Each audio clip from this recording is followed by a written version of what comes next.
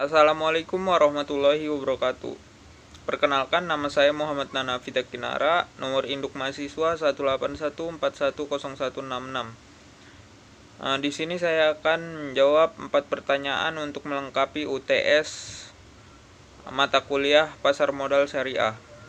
Yang pertama, definisi dan sejarah pasar modal syariah.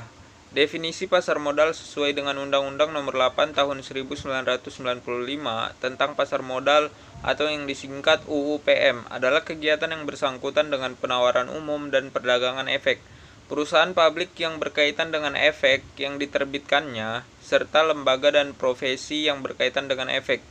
Berdasarkan definisi tersebut, terminologi pasar modal syariah dapat diartikan sebagai kegiatan dalam pasar modal sebagaimana yang diatur dalam UU PM yang tidak bertentangan dengan prinsip syariah. Sejarah pasar modal syariah di Indonesia dimulai dengan diterbitkannya Reksadana Syariah oleh PT Dena Reksa Investment Management pada tanggal 3 Juli 1997. Selanjutnya, Bursa Efek Indonesia bekerja sama dengan PT Dana Reksa Investment Management meluncurkan Jakarta Islamic Index pada tanggal 3 Juli 2000 yang bertujuan untuk memandu investor yang ingin menginvestasikan dana secara syariah. Dengan hadirnya indeks tersebut, maka para pemodal telah disediakan saham-saham yang dapat dijadikan sarana berinvestasi sesuai dengan prinsip syariah.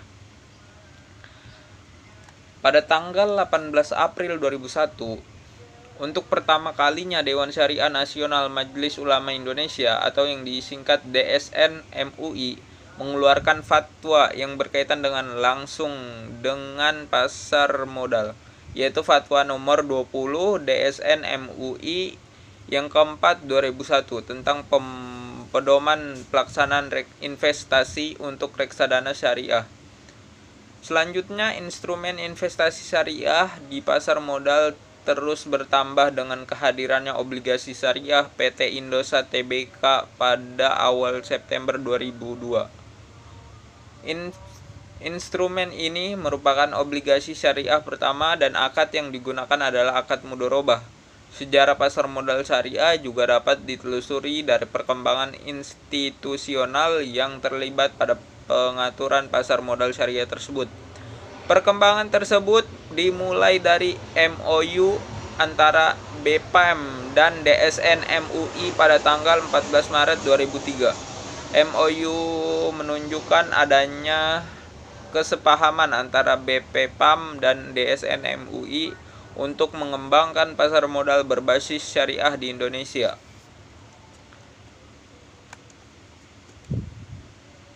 Selanjutnya nomor 2, perbedaan akad musyarakah dan mudharabah. Mudharabah adalah perjanjian akad kerjasama antara pihak pemilik modal dan pihak pengelola usaha dengan cara pemilik modal menyerahkan modal dan pengelola usaha mengelola modal tersebut dalam suatu usaha.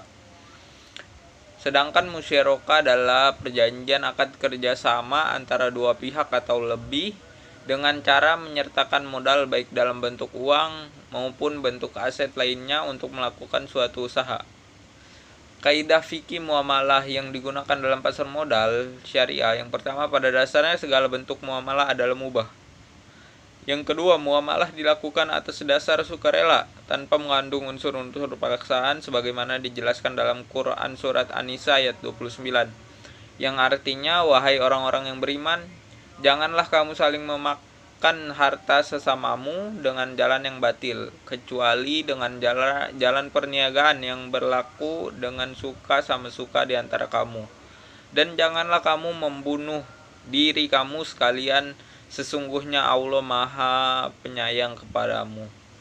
Yang ketiga, muamalah dilakukan atas dasar pertimbangan mendatangkan manfaat dan menghindari mudarat dalam bermasyarakat, seperti yang diriwayatkan oleh Ahmad dan Ibnu Majah, bahwasannya Rasulullah Subhanahu wa taala menetapkan tidak boleh berbuat kemudaratan dan tidak boleh pula membalas kemudaratan. Yang keempat, muamalah dilaksanakan dengan memelihara nilai-nilai keadilan. menghindari unsur-unsur penganiayaan dalam pengambilan kesempatan berdasarkan Quran Surat Al-Baqarah ayat 279. Soal yang keempat, pengertian fatwa dan peran DSN MUI dalam pasar modal syariah. Fatwa adalah pendapat atau penjelasan alim ulama terhadap permasalahan dalam penerapan hukum Islam. Peran DSN MUI dalam pasar modal syariah: yang pertama, menetapkan dan mengawasi pelaksanaan prinsip syariah, mengawasi produk-produk lembaga keuangan termasuk pasar modal syariah agar sesuai dengan syariah, meneliti dan memberi fatwa bagi produk-produk yang dikembangkan oleh lembaga keuangan. Yang kedua, menangani masalah yang berhubungan dengan lembaga keuangan syariah termasuk pasar modal, memberi teguran kepada lembaga keuangan syariah jika lembaga yang bersangkutan menyimpang dari garis panduan yang telah ditetapkan. Sekian penjelasan dari saya. Kurang lebihnya mohon maaf. Wassalamualaikum warahmatullahi wabarakatuh.